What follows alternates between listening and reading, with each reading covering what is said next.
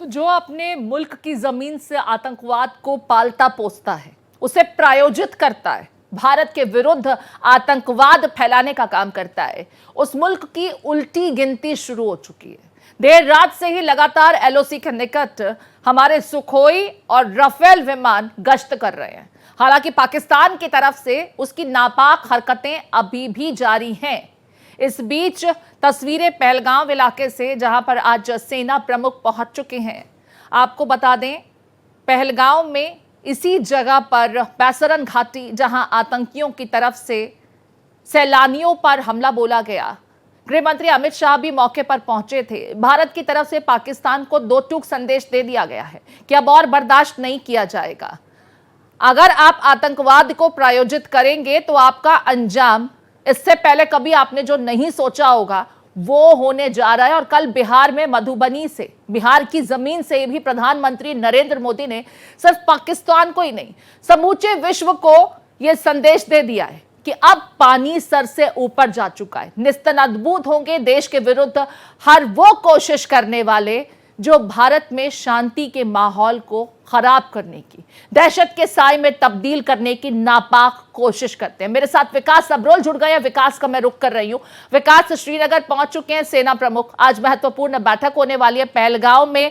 मौके का जायजा भी वो लेंगे, समीक्षा करेंगे जो कुछ फिलहाल वहां पर हालात बने हुए हैं। इस बीच एलओसी के पास से लगातार इनपुट्स मिल रहे हैं। कहीं एनकाउंटर की जानकारी मिलती है बांदीपुरा इलाके में, तो कहीं से खबर मिलती है कि सीज फायर का लगातार पाकिस्तान की तरफ से वायलेशन हो रहा है।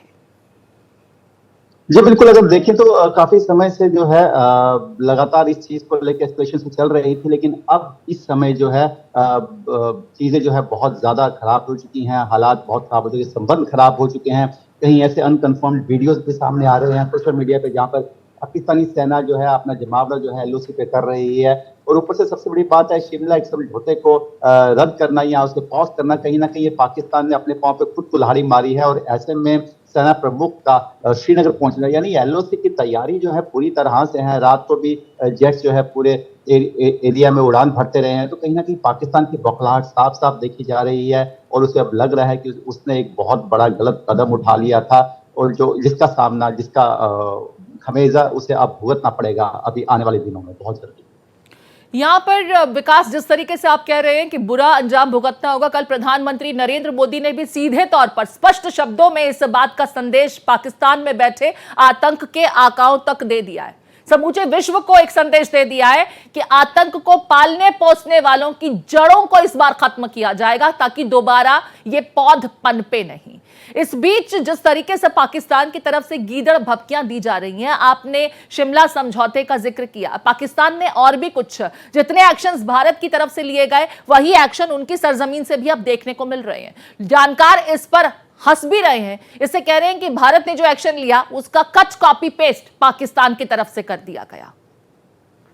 देखिए, पाकिस्तान के पास कुछ था ही नहीं करने के लिए। पाकिस्तान कर भी क्या सकता है, क्योंकि उनका वही सब, घर में नहीं दाने और मां गई आटा चने भुनाने, वही साहब पाकिस्तान का है। कुछ करने को तो है नहीं, सिर्फ उनके पास एक शिमला समझौता था, इसी को लेके वो लगातार अंतर्राष्ट्रीय मंच पे जाते थे। उसको पॉज करना कहीं ना कहीं अपने पांव पे खुद कुल्हाड़ी मारने वाली बात है। उसके अलावा उनके पास खुद का है क्या? ना उनके पास अपनी बिजली है, ना उनके पास अपना पानी है, आटा तो उनके पास खुद का है नहीं। वो करेंगे क्या? कीचड़ भपकियां हैं जो वो भारत को देने की कोशिश तो नहीं कर रहे, लेकिन अपने लोगों में बताने की कोशिश कर रहे हैं कि हम लोग पूरी तरह से संपन्न हैं, हमें कोई फर्क नहीं पड़ता। हालांकि सबसे ज्यादा नुकसान पाकिस्तान को, पाकिस्तान की अर्थव्यवस्था बिल्कुल खत्म हो चुकी है। अब इसके बाद हालात और खराब होंगे, क्योंकि जितना भी इंडस वाटर ट्रीटी के अंदर जितना भी पानी जाता है, उसी से उनकी फसल बनती है, उसी से उनके हाइड्रो प्रोजेक्ट चलते हैं। जब खाना नहीं होगा, बिजली नहीं होगी, तो क्या करेंगे? पीने को पानी नहीं होगा। जब ये चीजें अपने देश की आवाम को सिर्फ गुमराह ही तो करती है पाकिस्तान की सरकार, और सरकार भी क्या, वो तो बेबस है। सेना वहां पर एक्शन लेती है और उसके हाथ की कठपुतलियों की तरह फिर पाकिस्तान सरकार एक्ट करती है। मैं लौटती हूं आपके पास विकास, एक बड़ी अपडेट इस बीच सामने आ रही है। पहलगाम हमले के बाद एक्शन लगातार देखने को मिल रहा है। इस बीच त्राल और अनंतनाग में सेना की कार्रवाई हुई। त्राल में हमलावर आसिफ शेख का घर तबाह कर दिया गया। अनंतनाग में आतंकी आदिल का घर ध्वस्त कर दिया गया। आतंकियों के खिलाफ जीरो टॉलरेंस नीति के तहत यह कार्रवाई की गई है। एहतियातन इलाकों में सुरक्षा बलों की गश्त और तैनाती बढ़ा दी गई है। आसिफ शेख आतंकियों को पनाह देने और साजिश रचने में शामिल था। तो विकास, जीरो टॉलरेंस की पॉलिसी है हमारी सरकार की, और अब हर एक उस मददगार को मिट्टी में मिला दिया जाएगा जिसने आतंक के इस पूरी साजिश में आतंकियों की मदद की, उन्हें पनाह दी, साजिश में उनकी इन्वॉल्वमेंट। मतलब कुल मिलाकर किसी को बख्शा नहीं जाएगा।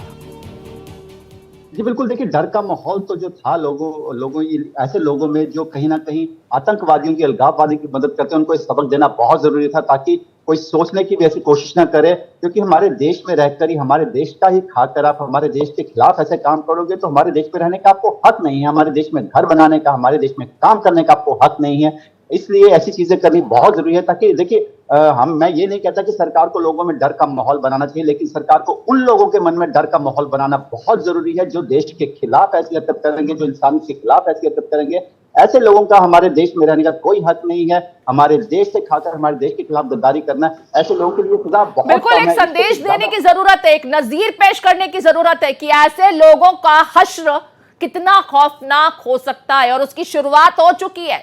यहां पर आतंकियों को पनाह देने वाले, साजिश रचने वाले, किसी भी तरीके से इस पूरी कॉन्स्पिरेसी में जिनका भी रोल और इन्वॉल्वमेंट पाया जा रहा है, उसे यूं ही मिट्टी में, खाक में मिला दिया जाएगा। मेरे साथ पहलगांव से रईस अहमद भी जुड़ गए हैं। रईस, कुछ ही देर में सेना प्रमुख यहां पहुंचने वाले उस मौके पर जहां पर आतंकियों ने खून का खेल खेला, खौफनाक आतंकी वारदात को अंजाम दिया गया। फिलहाल घाटी में क्या कुछ तस्वीर आप देख पा रहे हैं, सुरक्षा के लिहाज से क्या कुछ एक्शन देखने को मिला है, और स्थानीय लोगों में इस पूरी कवायद के बीच किस तरह का रिएक्शन देखा जा रहा है? जी हाँ, बिल्कुल, जिस तरह से हम यहाँ पे देख पा रहे हैं, हालांकि यहाँ पे जो दुकानें हैं वो बंद है, जो आम लोग हैं वो भी उनका भी आक्रोश साफ तौर पे देखा जा सकता है। वो भी चाह रहे हैं कि ये जो हमलावर है, जो आतंकवादी है, इनके खिलाफ जो है वो कड़ी से कड़ी कार्रवाई की जाए। फिलहाल जो सेना प्रमुख है वो श्रीनगर पहुंच चुके हैं, उसके बाद वो अवंतीपोरा का दौरा करेंगे और वहां पे भी जो है वो एक मीटिंग लेंगे। तो उसके बाद जो है वो बॉयसरन का दौरा करेंगे। तो लगातार हम यहाँ पे देख पा रहे हैं कि बड़ी बड़ी डेवलपमेंट्स जो है वो यहाँ पे हो रही है, और इसके साथ साथ राहुल गांधी को भी आज जो है वो श्रीनगर आना है। तो कुल मिला के अगर हम देखें तो सुरक्षा के कड़े बंदोबस्त जो है वो पहलगाम में भी हर जगह देखने को मिल रहे हैं, और इसके साथ साथ जो बॉयसरन वैली है वहां पे अभी भी सर्च ऑपरेशन जो है वो बड़े पैमाने पे जारी है। और कल रात भी हमने देखा कि जो फाइटर जेट्स है उनको एलओसी के आसपास जो है वो देखा गया है, वो आसमान में एक अलग तरह की आवाज थी। तो कहीं ना कहीं अब जो उस साइड जो पाकिस्तान है वो भी जानता है कि अब भारत सरकार जो है वो एक्शन मोड में आ गई है, और एक बड़ा रिस्पॉन्स है वो अब उनको उसका भुगतना पड़ेगा। एक स्ट्रांग मैसेज अब उनको दी जाएगी, एक कड़ा संदेश तो देने की तैयारी भी हो चुकी है और उसकी शुरुआत भी देखी जा रही है। जिस एयर ऑपरेशन का आप जिक्र कर रहे हैं रईस, बीते रात एलओसी के चारों तरफ हर एक कोने में सुखोई और साथ ही साथ राफेल के विमान की गड़गड़ाहट, पूरा इलाका गूंज रहा था और पाकिस्तान थर थर कांप रहा है। पाकिस्तान की तरफ से बौखलाहट में कई एक्शन लिए जा रहे हैं, लेकिन उसे भारत के एक्शन का कट कॉपी पेस्ट कहा जा रहा है। चाहे वो अरब सागर में एक्सरसाइज करता हुआ नजर आ जाए या एलओसी में अपनी सेना की डिप्लॉयमेंट बढ़ा दे। सुना है कि भारत एयर स्पेस को बंद करने के बाद भारत का कोई भी विमान उस इलाके से गुजर नहीं सकता। एयर स्पेस को बंद करने के बाद पाकिस्तान ने अपनी एयरफोर्स को भी अलर्ट मोड पर कर दिया और एलओसी के पास ही जितने भी स्टेशन हैं वहां पर उसकी डिप्लॉयमेंट की गई है। पाकिस्तान की इतनी औकात तो नहीं है कि भारत के साथ युद्ध लड़ सके। 2 दिन में ही वो धूल चाटने को मजबूर हो जाएगा। लेकिन इस गीदड़ भपकी को क्या समझा जाए? अपने मुल्क के बाशिंदों को गुमराह करने की सिर्फ नाकाम कोशिश। जी हाँ, बिल्कुल, जिस तरह से हम कल भी यहाँ पे देख रहे थे कि कई जगहों पे एलओसी पे जो है वो पाकिस्तान ने फायरिंग की है, जिसका यहाँ के सेना ने मुंहतोड़ जवाब दिया है। तो लगातार हम देख रहे हैं कि उस साइड भी बौखलाहट है और पूरी तरह से उनको भी पता है कि अब जो है एक कड़ा संदेश जो है ये यहाँ से आने वाला है। जो यहाँ की सरकार है उन्होंने ये तय कर लिया है कि अब जो है एक कड़ा संदेश दिया जाएगा। तो यही वजह है कि एक बौखलाहट जो है वो साफ तौर पे देखी जा रही है। पाकिस्तान के अंदर भी हलचल है, चाहे वो एयरफोर्स को अलर्ट करना हो जो उनके रेंजर्स है उनको अलर्ट करना हो, या जगह जगह पे जो LOC का एरिया है वहाँ पे भी पूरी तरह से स्थिति जो है वो तनावपूर्ण बनी हुई है, क्योंकि वो जानते हैं इससे पहले भी जो है बालाकोट स्ट्राइक हुई है जहाँ पे भारतीय सेना अंदर घुस के जो है उन्होंने सर्जिकल स्ट्राइक की थी। तो उसका मंजर जो है उनकी आंखों के सामने है और वो जानते हैं कि भारतीय सेना जो है ऐसा फिर से कर सकती है। तो यही वजह है कि हलचल उस साइड से भी है, और यहाँ पे भी कश्मीर में हम देख रहे हैं कि एक तनावपूर्ण स्थिति बनी हुई है, और ऐसे में जो टूरिस्ट है, जो पर्यटक है, वो पलायन कर रहे हैं। वो पहलगाम में अभी टूरिस्ट बहुत कम है, ना के बराबर है, और वही जो और जगह है वहाँ पे भी टूरिस्ट जो है वो बहुत कम संख्या में जो है वो देखे जा रहे हैं। तो यही वजह है कि यहाँ पे जो है पहलगाम की अगर हम बात करें तो फिलहाल यहाँ पे स्थिति जो है वो अभी भी तनावपूर्ण ही है। जो टूरिस्ट है वो यहाँ से जा चुके हैं, लेकिन सेना ठीक है, जो मंजर स्थानीय लोगों ने देखा है, जो मंजर यहाँ पर सैलानियों ने देखा है, उससे तो शायद आने वाले कई समय तक, लंबे अरसे तक वो भुला नहीं पाएंगे। विकास, आपका एक बार फिर रुख करते हुए शिमला समझौते का जिक्र पाकिस्तान बार बार कर रहा है। वो कह रहा है कि भारत ने सिंधु समझौता रद्द किया, हम शिमला समझौते को नहीं मानेंगे। लेकिन ये तो उसकी सबसे बड़ी गलती होगी, क्योंकि ऐसा होने के बाद न कोई LOC और ना ही कोई रिस्ट्रिक्शंस, कोई बाइंडिंग्स नहीं। और भारत ये पहले भी बता चुका है, जिसका जिक्र रईस भी कर रहे थे, कि चाहे हम बालाकोट के सर्जिकल स्ट्राइक की बात करें या फिर उरी का बदला जिस तरीके से लिया गया था, उस एक्शन की बात करें, हर बार पाकिस्तान को मुंह की खानी पड़ी है। तो इस बार हम POK को वापस क्यों ना ले लें इस ऑपरेशन के साथ ही?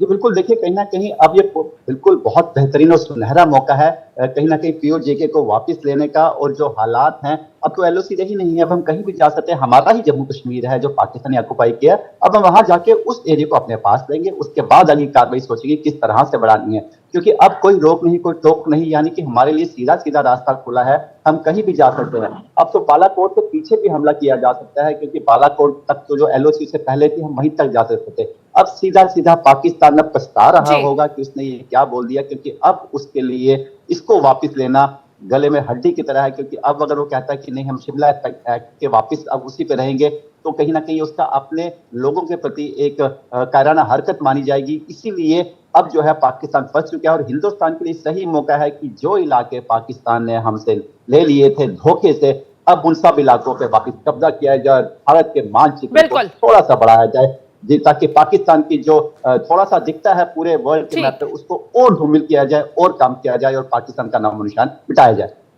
ठीक है, लगातार हमारे साथ विकास और रईस बने हुए हैं, और क्या कुछ हो सकता है, लगातार इस बात के संकेत मिल रहे हैं कि भारत जल्द ही पाकिस्तान को लेकर के कुछ बड़ा कर सकता है।